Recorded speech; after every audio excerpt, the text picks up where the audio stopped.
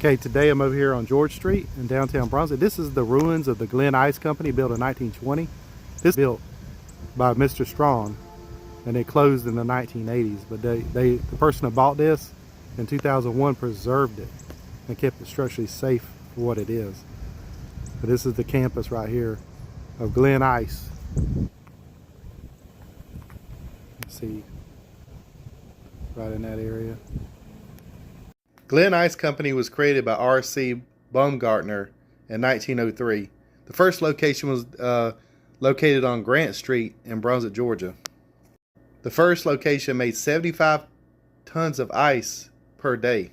This is one of the most successful businesses in Brunswick at the time. And this is a picture when Glen Ice Company was functioning. You can see the cars here. This is how it looked. Let me show you how it looks today. And this is the way it looks today. You can tell it's changed over time. This has been filled in, and a lot more has been added to it. Ice got in such demand that they had to move to a third location in 1920, which is over on George Street.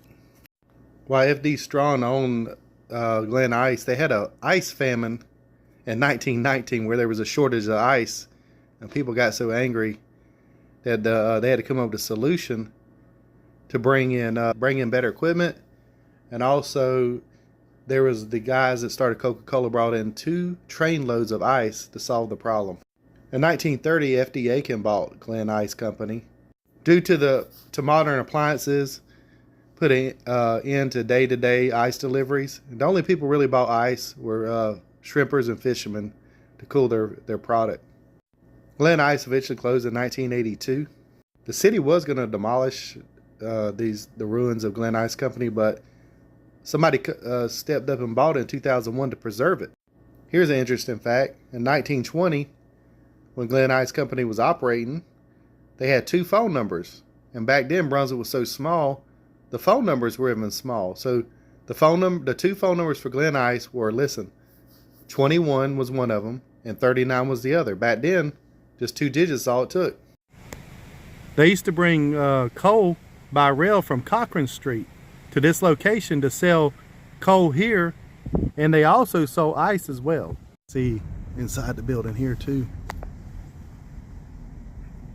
See the other walls over there? Still a lot of it left. See the other walls over there? And you see another building right here as well too. On there too. I don't know if you can see it.